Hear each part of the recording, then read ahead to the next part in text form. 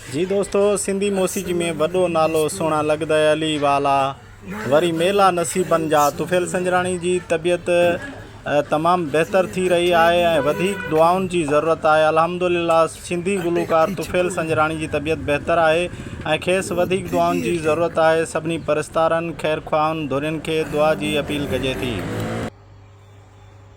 मूंखे ख़बर न आहे त मां 3 ॾींहं अस्पताल में कीअं गुज़ारिया आहिनि। कार्डियो कराची में आहियां। तव्हां दोस्तनि जी दुआउनि सां, तव्हां दोस्तनि जी स्पेशल दुआउनि सां मूंखे मौला सिहतयाब करे रहियो आहे ऐं इंशाअल्लाह मां कुझु ॾींहंनि खां पोइ वरी तव्हांजे विच में हूंदुसि।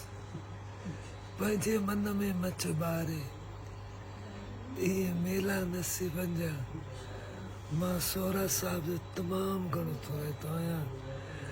पूरी दुनिया में हाणे सोना लगदा है अली वाला एक दफो वरी गूंजा सोना लगदा है अली वाला, अली प्यारा लगदा है अली वाला, अली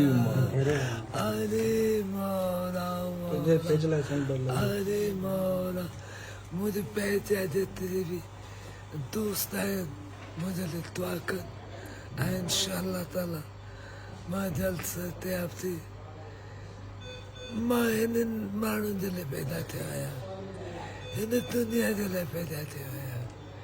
हिननि खे टका मका चका ही कम सोरा मोर सूरा जो कॾहिं कॾहिं मां बि कंदो आहियां। तमामु घणी ख़ुशी थींदी आहे मूंसां गॾु अली गुल मलाए सोहराब जॾहिं बि मिलंदा आहिनि। यकीन कयो मूंखे डॉक्टर में खून माफ़ कया आहिनि। जॾहिं बि साम्हूं अचनि जे ब्रेक न लॻे त ख़ैर। जी बिल्कुल, मां हिन वक़्तु डॉ हॉस्पिटल में मौजूदु आहियां ऐं असांजे पहिरीं प्यारे दोस्त तुफ़ैल संजराणी साहिब जी तबियत बिल्कुलु ठीकु आहे ऐं बहितरी तरफ़ अची रहियो आहे। वेंटिलेटर हटायो वियो आहे हुनजो, सॼी सिंधवासियुनि खे मुबारक ॾियूं था ऐं ख़ुशख़बरी आई आहे, आहिस्ते आहिस्ते रिकवर थिए पियो। वेंटिलेटर हटायो वियो आहे, इहा ॾाढी सुठी ॻाल्हि थी वई आहे।